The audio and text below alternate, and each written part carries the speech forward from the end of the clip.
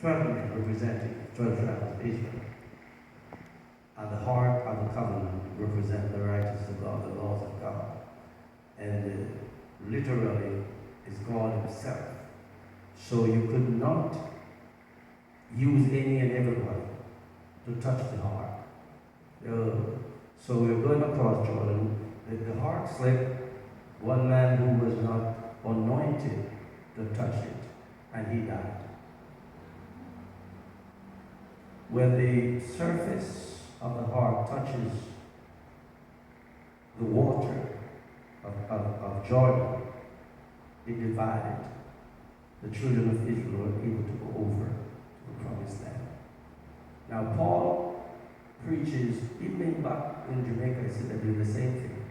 Preachers have water selling, a little piece of handkerchief selling, olive oil selling. I never inclined to draw into those things. Those are it's idolatry. Paul spoke one night when he was among the brethren, and they knew they would not see him again for a long, long time. And this was more or less like his final missionary journey, getting old and tired. We do get tired sometimes, and we know there's a healing that is passing through, and we all must say goodbye at some point. And he preaches until after midnight, and then the people hugged him and cried. So he took out his handkerchief and he cut it into different pieces, and he gave it to them as a remembrance. He said, when you're going through tough times, just look at that piece of handkerchief and remember what God can do. Not what Paul can do, but what God can do. And so people pick up that and run with it because they feel they can make millions of dollars out of this little piece of cloth. And so it's ungodly. And so this is where all these religious nonsense comes into play. We don't need to hypnotize or to intimidate anybody to give to God.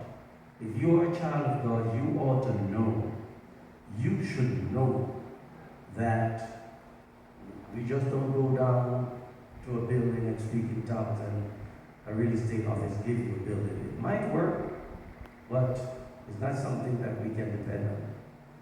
You have to pay for your building. You have to pay your bills. You know, your light, your heat, and everything. You want a church to look good, it costs money. So every child of God ought to know that as a member of a particular church, I need to give as much as I can. So we don't have to come here to find scriptures to intimidate you. If I have to do that, I wouldn't want to pastor you. And that's why we make it mandatory, automatic, that as the service gets to a point where it's time to worship with your substance, just walk up to the altar. Don't let anybody tell you when to give and how.